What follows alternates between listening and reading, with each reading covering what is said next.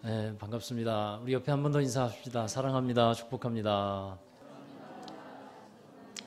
네, 오늘 저와 여러분이 함께 읽은 시편 84편 이 본문은 지난 목요일 새벽 아침에 묵상했던 본문의 말씀입니다. 이 본문을 묵상하면서 이 성전 이전을 앞두고 있는 우리 교회에게 또 성도들이 함께 나누고 은혜 받았으면 좋겠다 하는 생각이 들었어요. 이 본문에서는 성전을 사모하는 이 한 시인, 그리고 성전을 사랑하는 시인의 그 노래 저변에는 깔려있는 하나님을 향한 사랑의 마음과 고백을 들을 수 있는 시편입니다. 여러분, 사람은 관계적인 존재로서 살아가잖아요. 그 관계가 행복하고 의미가 있는 관계가 되기 위해서는 사랑이라는 관계가 이루어져야만 합니다. 우리가 삶 속에서 많이 느끼게 되는 것은 이 사랑하는 사람들과 함께 있으면 시간이 빨리 간다는 거예요. 그러나 그 반대의 사람들과 함께 있으면 시간이 참 오래 갑니다. 그래서 이런 말을 하곤 하죠. 먼 곳을 가장 빨리 갈 수 있는 방법이 있다면 버스를 타고 가는 것도 아니고 KTX를 타고 가는 것도 아니고 사랑하는 사람과 함께 가는 것이다 라는 말을 합니다. 여러분, 사랑의 관계 속에서는 이 두 가지가 성립이 되어야 돼요. 사랑을 주는 것과 받는 것. 이게 잘 이루어져야 합니다. 우리가 하나님과의 이제 인격적인 만남을 또 은혜 가운데에서 만남을 갖게 되는데 이것도 마찬가지예요. 하나님께서 우리에게 사랑을 베풀어 주십니다. 그 사랑이 우리에게 진짜 사랑으로 느껴지고 경험되기 위해서는요, 그 사랑을 우리가 받아들일 수 있어야 돼요. 할렐루야. 여러분, 이 사랑은 선물과도 같습니다. 선물이 누구에게 주어지면 그 선물이 그 사람에게 의미가 있기 위해서는 받아들여져야 되는 거예요. 만약에 그 선물을 거절한다면 그 선물은 아무리 좋은 것이라고 해도 의미가 없게 됩니다. 여러분, 우리가 이 사랑의 관계 안에서 살아가게 될 때 진짜 행복한 삶이 무엇인지를 비로소 알게 됩니다. 그래서 우리는 이 두 가지, 사랑을 받는 것과 또 주는 것, 이것을 잘해야 돼요. 의학계에 보면, 이제 의료계에 보면 마라스머스라고 하는 이상한 병이 하나 있대요. 이 병은 주로 전쟁 고아나 고아원에서 외롭게 자라는 어린이들에게 나타난다고 합니다. 증상이 어떠냐 하면 신체 발육이 부진해요. 그리고 온몸에 힘이 빠진대요. 환자는 결국 시름시름 앓다가 죽게 된다고 합니다. 이 병이 영양 부족이나 병균 때문에 생기는 것이 아니라고 해요. 그럼 원인이 뭐냐 하면 사랑의 결핍이라고 하는 거예요. 부모의 품에 안겨서 재롱을 부리고 또 어머니의 살냄을 맡아야 할 어린이가 그것을 잘 누리지 못할 때 이 병이 나타난다고 하는 겁니다. 또한 이 마음속의 사랑을 표현하지 못할 때도 마라스머스와 유사한 병에 걸릴 확률이 높다고 해요. 그래서 의사들이 밝히는 이 병의 치료법이 있습니다. 너무도 간단해요. 그 치료법이 뭐냐면요, 매일매일 사랑을 고백하십시오라는 거예요. 이 사랑의 말 한마디가 최상의 묘약이 된다는 겁니다. 그래서 부모와의 관계 속에서, 형제 간의 관계 속에서 남편과 아내, 친구와 연인, 또 직장 동료와 이웃에게 적극적으로 사랑을 표현하고 고백하라는 거예요. 여러분, 우리가 하나님으로부터 많은 사랑을 받고 살아온 줄로 믿습니다. 그러면 이제 우리에게 필요한 것이 있는데 하나님께 우리의 마음으로부터 나오는 사랑을 표현하고 고백하는 거예요. 아담이 하와를 사랑하면서 뭐라고 고백합니까? 내 뼈 중에 뼈요, 내 살 중에 살이라고 고백을 하죠. 야곱이 라헬을 아내로 맞이할 때 그 몇 년이라고 하는, 7년이라고 하는 오랜 기간을요, 수일처럼 보냈다라고 표현을 하고 있어요. 자, 이런 것들이 다 사랑의 표현이고 고백이에요. 여러분, 사랑의 고백 가운데 이런 고백이 있더라고요. 참고하세요. 피곤하시겠어요? 하루 종일 제 머릿속에 돌아다녀서. 또 이런 고백도 있어요. 여러분, 타는 냄새 안 나세요? 무슨 말씀이 나올지 알 것 같아요. 제 마음이 타고 있어요. 네. 자, 여러분, 이런 고백들. 시인은 시편 84편에서 이런 고백을 해요. 먼저 내가 주의 성전을 사모합니다. 내가 주의 장막을 사모합니다. 이 고백을 하고 있습니다. 그러니까 우리 1절부터 4절에 보면요, 시인이 사모하고 있는 성전에 대한 마음을 느낄 수 있어요. 1절에 보면 만군의 여호와여 주의 장막이 어찌 그리 사랑스러운지요. 2절에서는 내 영혼이 여호와의 궁정을 사모하여 쇠약할 지경이 되었습니다. 4절에서는 주의 집에 사는 자는 복이 있다. 심지어 3절에 보니까 참새도 제 집을 얻고 제비도 새끼들 보금자리를 얻었는데 그 주의 집에 사는 사람들은 얼마나 복이 있습니까? 그렇게 고백하고 있습니다. 여러분, 성전을 사랑하고 사모한다는 것은요, 이 말은 곧 하나님을 사랑한다고 하는 또 다른 표현이 되는 겁니다. 하나님을 사랑하기 때문에 성전을 사모하고 있다는 거예요. 여기서 우리는 이런 점을 좀 분명히 해둘 필요가 있어요. 여러분, 성전을 사랑하는 사람이 반드시 하나님을 사랑하는 것은 아닙니다. 성전 그 자체를 하나님보다도 더 소중하게 여겼던 사람들이 있어요. 바리새인과 서기관들, 유대 종교 지도자들이었어요.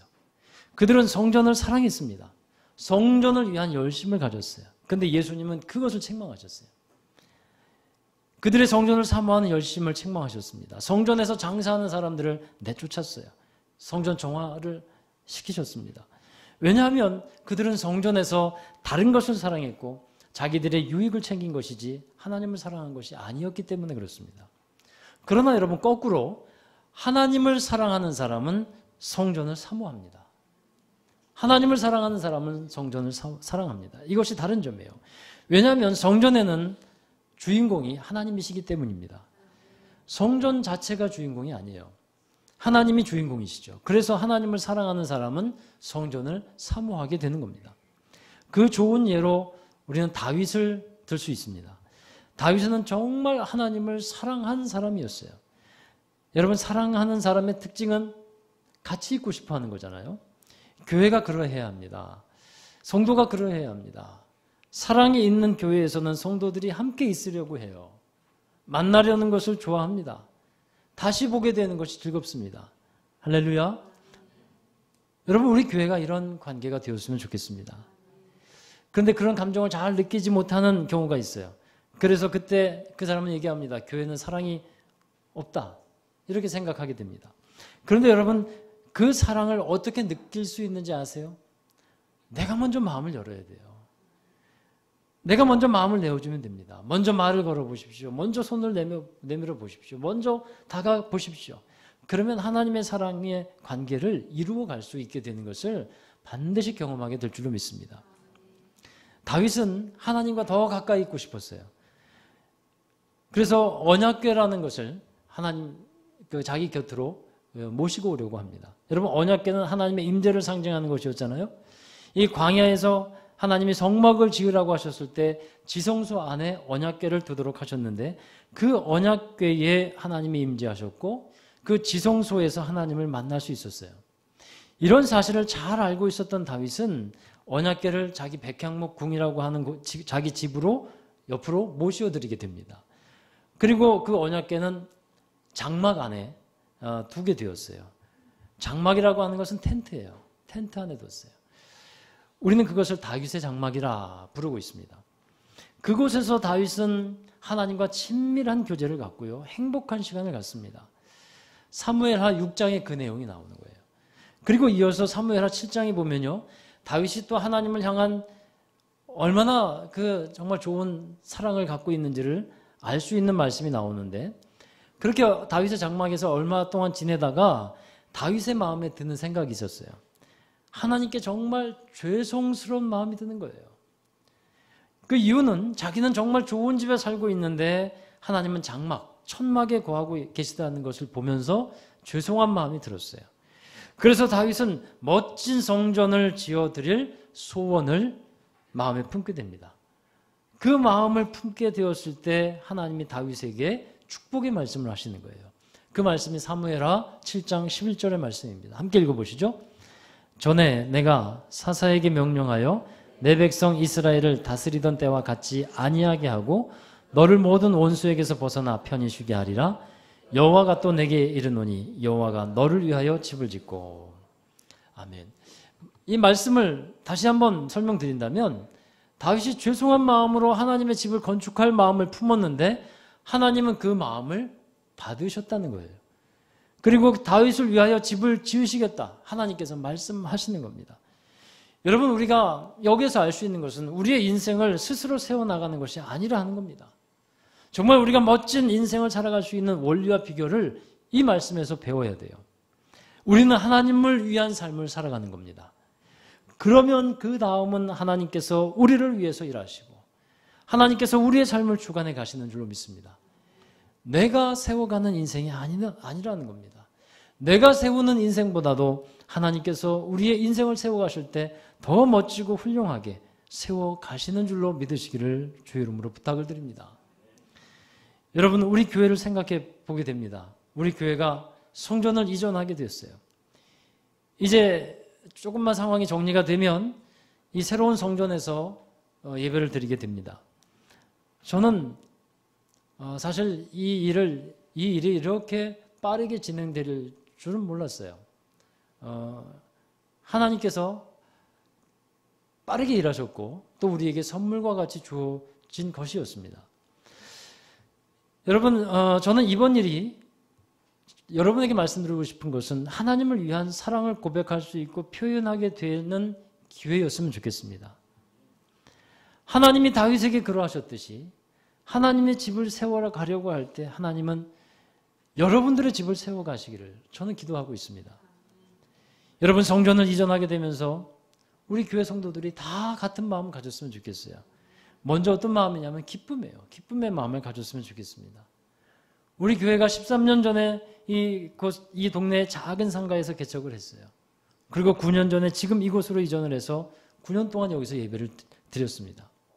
이제 하나님은 우리에게 또 단독 건물로 우리 교회의 소유로 된 성전을 허락해 주셨습니다. 그 일에 대해서 누구보다도 기뻐해야 될 사람이 누구겠습니까? 여러분, 저만 기뻐하면 되겠습니까? 저와 여러분이 함께 기뻐할 수 있게 되기를 주의 이름으로 축원합니다. 자, 우리 옆에 분에게 한번 말씀을 전합시다. 우리 함께 기뻐합시다. 할렐루야. 그 성전이 나와 무슨 상관이 있는가? 혹시 이렇게 생각하는 분이 있을지 모르겠어요. 그 성전이 아니더라도 하나님을 예배할 수 있는 것은 많지 않은가? 많죠. 하나님을 예배할 수 있는 것. 여러분, 근데 이렇게 생각하셨으면 좋겠습니다. 성전을 마련한다는 것은요, 나와 가족 그리고 우리 모두의 삶의 터전을 마련하는 것과 같아요. 여러분도 집을 마련할 때 더 좋은 환경에서 더 좋은 집을 마련하려고 노력하시잖아요. 그래서 분양도 받기도 하고 땅을 사서 집을 짓기도 합니다. 우리가 성전을 마련하는 것도 그와 같아요. 물론 하나님이 더 넓은 집, 좋은 집에서만 계시는 분은 아닙니다. 상가에도 계시고 더 작은 성전에도 계십니다. 그러나 우리가 힘과 정성을 다하여 이 성전을 하나님께 올려드릴 때 하나님께서는 그 중심을 받으시는 줄로 믿습니다. 이 일은 하나님을 위한 일이기도 하지만 또한 우리를 위한 일이라 하는 것이에요. 우리가 가져야 할 마음은요, 이 성전을 이전하게 되면서 오늘 본문의 시인의 고백처럼 하나님을 향한 사랑을 표현하는 마음이에요. 그 마음을 우리가 갖자 하는 것입니다. 하나님을 사랑하기 때문에 성전을 사모하는 마음을 갖자 하는 것이에요. 여러분, 그곳에서 하나님은 분명히 더 큰 은혜를 주실 것입니다. 새로운 일을 행하여 주실 것입니다. 하나님의 비전과 뜻을 우리를 통해서 이루실 계획을 갖고 계십니다. 감사하고요, 기쁜 마음으로 나아가는 거예요. 우리가 할 수 있는 한 최선을 다해서 함께 하면서 정말 할 수 있는 힘이 없는 사람은 기도하면서 기뻐함으로 마음을 같이 하면서 나아가는 겁니다. 사랑하는 여러분, 하나님을 향한 사랑을 우리 표현하십시다. 그리고 두 번째는요, 하나님을 사랑하는 이는 이렇게 고백해요. 하나님이 내 삶의 중심입니다 라는 고백을 합니다. 하나님을 사랑하는 이들의 삶의 고백, 우리 시편 84편 5절의 말씀 함께 읽어보시죠. 주께 힘을 얻고 그 마음에 시온에 데려가 있는 자는 복이 있나이다. 그 마음에 시온에 데려가 있는 사람, 어떤 사람입니까? 시온이라는 것은 하나님이 계신 곳을 지칭하고 있어요. 유대인들에게는 성전이 있는 예루살렘이 시온이에요. 우리에게는 하나님을 예배하는 교회를 말합니다. 시온에 데려가 있다는 것은요, 하나님을 예배하기 위해 성전으로 나아가는 길이 있는 사람을 말하는 거예요. 그 사람이 복이 있다는 것입니다. 사실 우리가 예배를 교회에서만 드리는 건 아니에요. 가정에서도 예배 드릴 수 있고요. 일하는 곳에서도 예배 드릴 수 있습니다. 그러나 여러분, 우리가 교회를 빼놓고서는 예배 생활을 하고 있다고 말할 수 없어요. 어느 분이 제게 이런 질문을 했어요. 목사님, 저는 하나님을 믿는데요. 꼭 교회에 와서 예배를 드려야 합니까? 그냥 집에서 예배 드리면 안 됩니까? 여러분 어떻게 생각하십니까? 우선 교회에 와서 예배를 드려야 하는 두 가지 이유를 말씀드릴 수 있는데, 먼저 성경에 보면 하나님은 사람들을 교회로 모여서 예배를 드리게 하셨어요. 교회가 되게 하셨어요. 교회에는 무형의 교회가 있고 유형적인 교회가 있습니다. 근데 성경에서 신앙생활하고 있는 교회와 성도들을 보면 다 유형적인 교회의 신앙생활을 기본적으로 하고 있어요. 그 유형적인 교회로서 지역과 장소에 기반을 둔 교회를 얘기하고 있습니다. 에베소 교회, 빌립보 교회, 갈라디아 교회, 고린도 교회, 또 골로새 교회, 다 지역에 있는 기반을 둔 교회입니다. 그래서 교회는 여러분 산속에 들어가 있는 게 아니에요. 교회는 산속에 들어가 있으면 그걸 수양관이라든가 수도원이라고도 부를 수 있지만, 주로 교회는 사람들이 사는 곳으로 들어오는 곳입니다. 하나님께서 종의 형체를 가져서 우리에게 찾아오셨듯이 교회는 그리스도의 몸으로서 삶의 터전으로 들어가고 그 위에 세워지게 되는 것입니다. 여러분, 우리 교회와 같이 이 지역에 세워진 교회에 소속이 되고 그 교회에서 예배를 드리는 것이 옳은 신앙생활이라 하는 것입니다. 교회에 소속이 되어야 하는 두 번째 이유는 내 교회가 있어야 되는 거예요. 내 교회. 내가 섬기는 교회, 내가 하나님께 예배하는 교회가 있어야 합니다. 사실 교회는 참 많아요. 그죠? 근데 내 교회가 있어야 합니다. 내 교회. 내가 뿌리를 내리고 그 안에서 성장하고 열매를 맺을 수 있는 내 교회가 있어야 하는 겁니다. 내가 하나님께 예배하는 교회. 나를 위해 기도해주는 목자가 있는 교회. 여러분, 이런 의식이 없으면 신앙생활이 제대로 성장할 수가 없는 겁니다. 이런 말이 있어요. 손님은 마당에 낙엽을 쓸지 않는다는 거예요. 손님은 마당에 낙엽을 쓸지 않습니다. 여러분, 교회의 주인은 하나님이시죠. 우리가 주인은 아닙니다. 그러나 우리는 주인의식을 가져야 돼요. 내가 만들어가는 교회가 되어야 하고 내가 세워가는 교회가 되어야 할 줄로 믿습니다. 내가 교회가 되어서 교회를 가꾸어야 돼요. 내가 교회를 되어서 교회를 새롭게 해야 돼요. 그게 하나님께서 기뻐하시는 교회의 모습인 줄로 믿습니다. 여러분 생각해 보십시오. 교회 예배를 자주 빠지면서 신앙생활을 잘하는 사람을 보신 적이 있으십니까? 그 마음에 시온의 대로가 있는 사람, 곧 하나님을 중심으로 살아가는 사람이 복이 있다고 했는데, 시온의 대로가 하나님께로 나아가는, 예배로 나아가는, 교회로 나아가는 그 대로가 있어야 되는데 세상의 대로가 열려있지 않기를 바랍니다. 세상으로는 잘 나가고 다른 곳으로는 잘 나가는데 하나님께로 나아가는 대로가 막혀있다면 그거는 복을 받을 수 없다는 것을 말씀하고 있어요. 여러분, 5절의 말씀을 보면요, 이 하나님을 중심으로 살아가는 사람은 주께 힘을 얻는 사람들임을 알 수 있습니다. 그러니까 성전에 와서 하나님을 통해 우리는 힘을 얻고 나아가는 사람들이 되어야 하는 것입니다. 그게 삶의 중심이 하나님께 있는 사람들이에요. 주님으로 인해서 힘을 얻는 사람들, 예배를 통해서 주어진 영적 능력을 가지고 세상에 나아가서 힘을 내어서 사는 사람들, 그 사람들이 하나님을 사랑하는 사람들의 이고, 그리고 그 고백을 드리는 사람들인 줄로 믿습니다.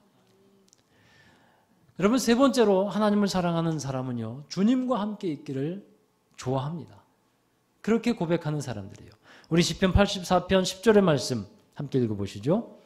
주의 궁정에서의 한 날이 다른 곳에서의 첫날보다 나은즉 악인의 장막에 사는 것보다 내 하나님의 성전 문지기로 있는 것이 좋사오니. 이 시인의 고백이 얼마나 아름답고 귀한지 모릅니다. 하나님과 함께 있는 것이라면 성전 문지기로 있는 것도 감사하고 행복합니다 라는 고백이에요.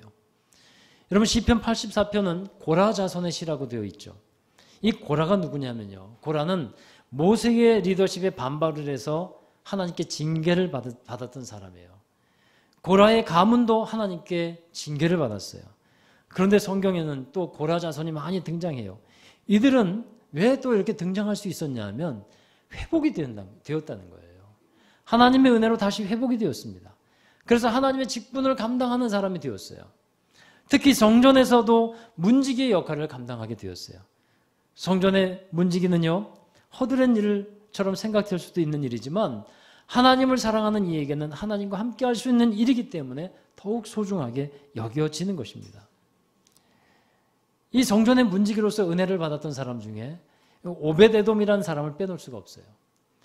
여러분 사무엘 하 6장에 보면 다윗이 언약궤를 이제 자기 그 처소로 모시고 들어오려다가 그 방법이 잘못되어서 하나님을 존중하지 못하고 경솔히 대함으로 인해서 하나님께서 거기에 진노하셨어요.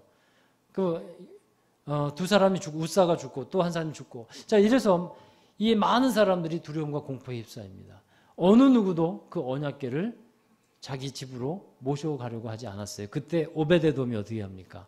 자기가 이 언약궤를 자기 집으로 모시고 들어가게 됩니다.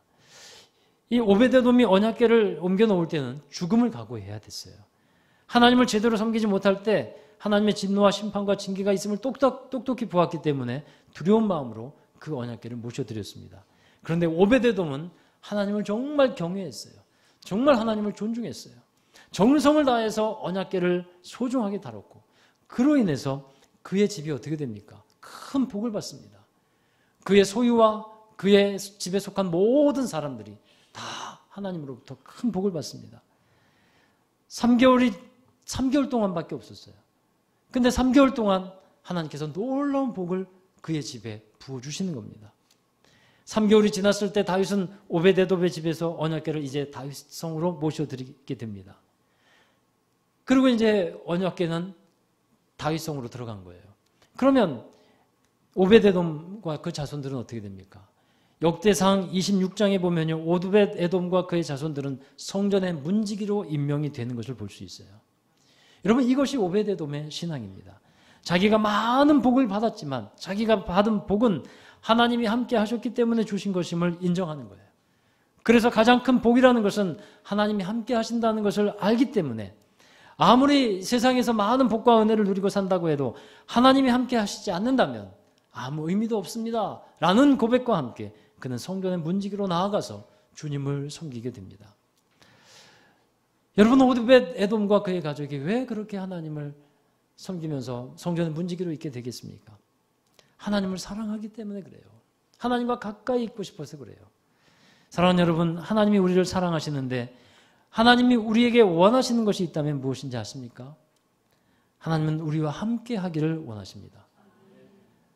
다른 어떤 것보다도요. 그 마음, 여러분의 마음 하나님과 함께 하기를 원하시는 거예요. 우리가 하나님을 사랑한다면 우리의 고백도 이와 같아야 합니다. 하나님이 나와 함께 하기를 원하시는 것처럼 나도 하나님과 함께 하기를 원합니다. 이 고백이 저와 여러분의 고백 되기를 바랍니다. 성전 문지기라도 좋사오니 하나님과 함께 있기를 원합니다.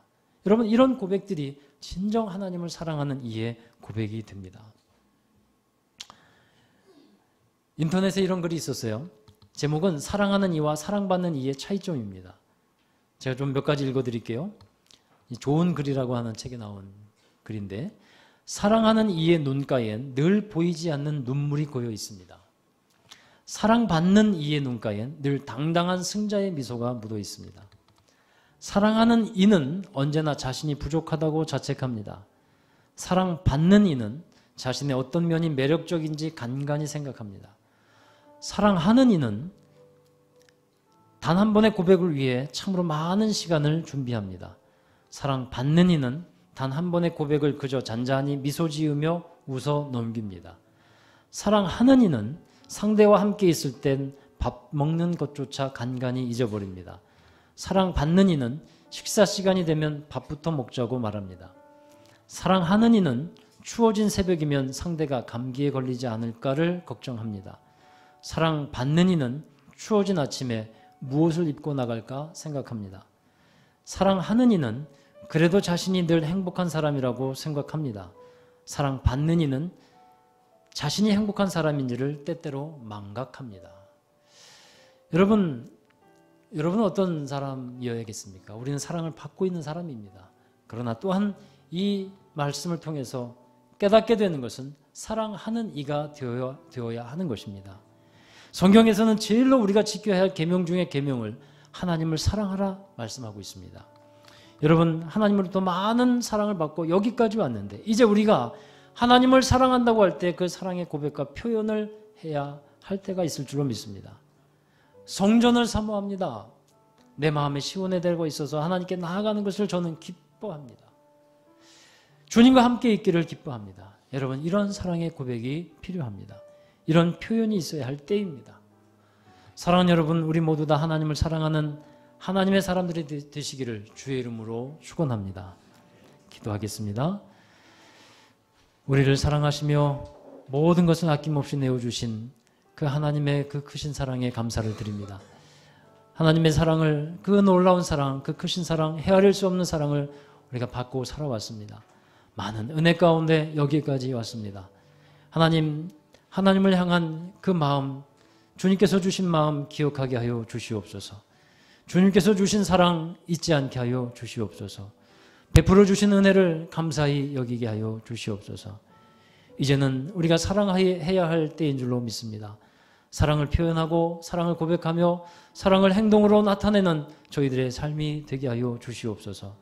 주의 성전을 사랑하며 또 하나님께 예배드리는 것을 기뻐하며 마음에 시온의 대로가 있는 자가 되게 하시고 그리고 하나님과 늘 함께하는 삶을 살아가는 우리 모두가 되게 하여 주옵소서. 우리 주 예수 그리스도의 이름으로 기도하옵나이다. 아멘. 우리 다 함께 자리에서 일어나셔서 파성과 결단의 찬양을 올리겠습니다. 우리 시편 84편의 고백을 우리 찬양으로 만들었습니다. 우리 함께 그 귀한 고백 올려드리십시다. 주께 힘을 얻고 그 마음에 시온의 대로가 있는 그대는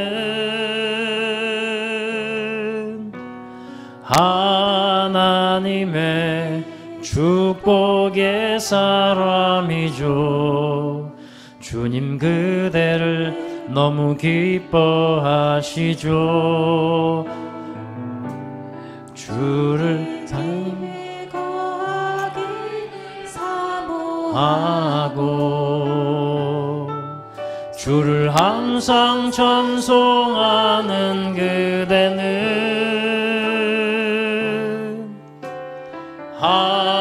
하나님의 축복의 사람이죠.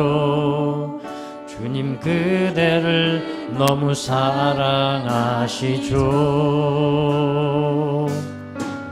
그대 섬김은 아름다운 찬송,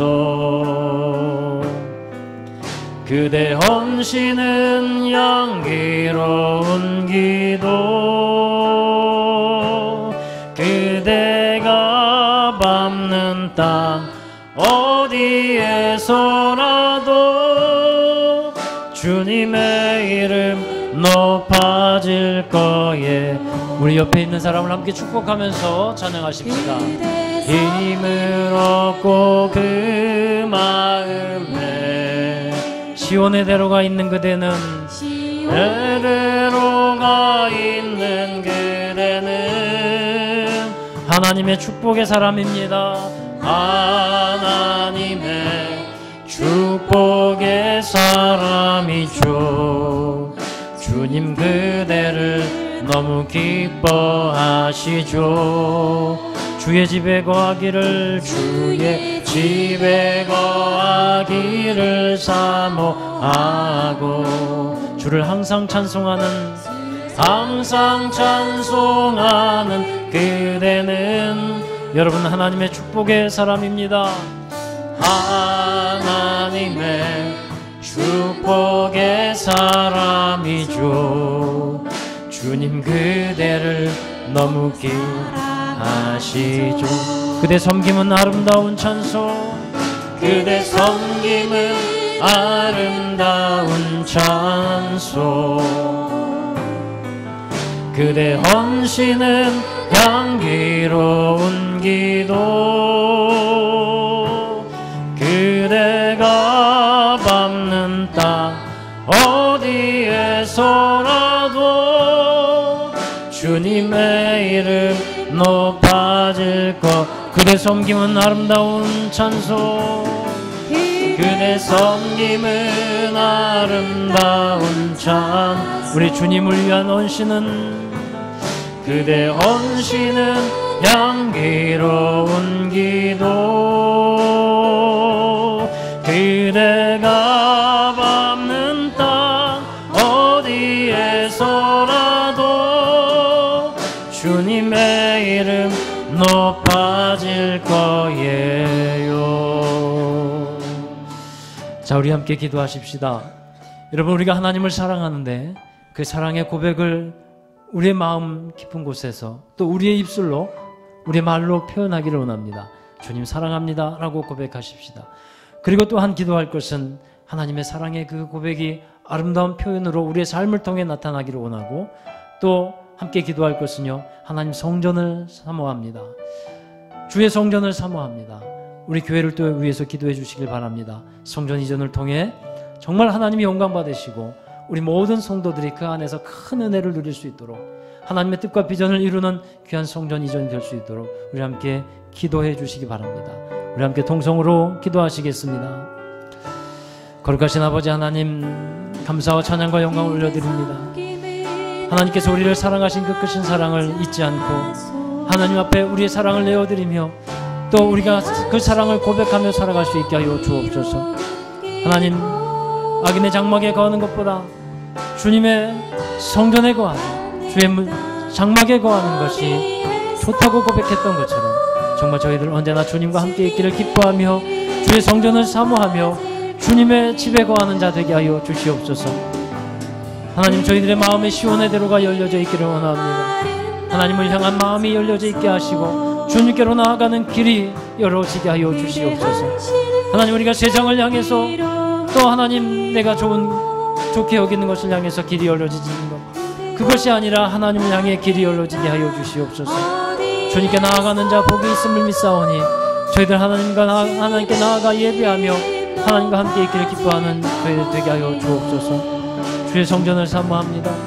주의 성전을 우리가 사모하며 사랑합니다. 주님을 사랑하는 자, 하나님의 성전을 사랑하며 주의 성전을 새롭게 하는 귀한 이들이 되기를 원하옵나이다.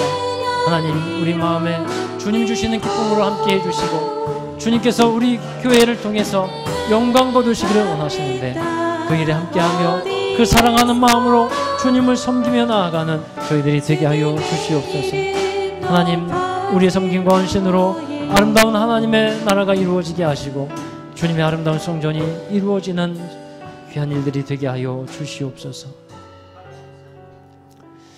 하나님, 진심으로 주님을 향한 믿음과 사랑으로 살아가기를 간절히 원합니다.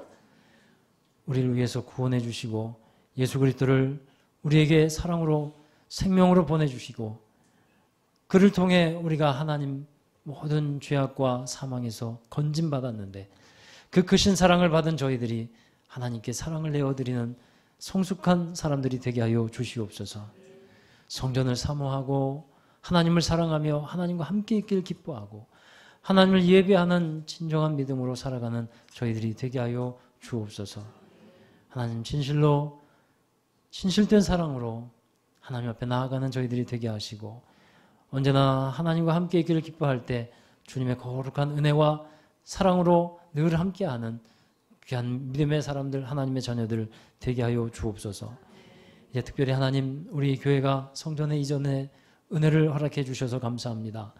좋은 성전을 허락해 주셨는데 성전으로 들어가는 그날까지 정말 하나님께 우리가 잘 준비되어서 하나님을 영화롭게 하는 우리 교회가 되게 하여 주시고 우리 성도 한 사람 한 사람이 그 일을 잘 감당함으로 하나님으로부터 크신 복과 은혜를 받고 누리는 이들이 될 수 있도록 함께하여 주시옵소서.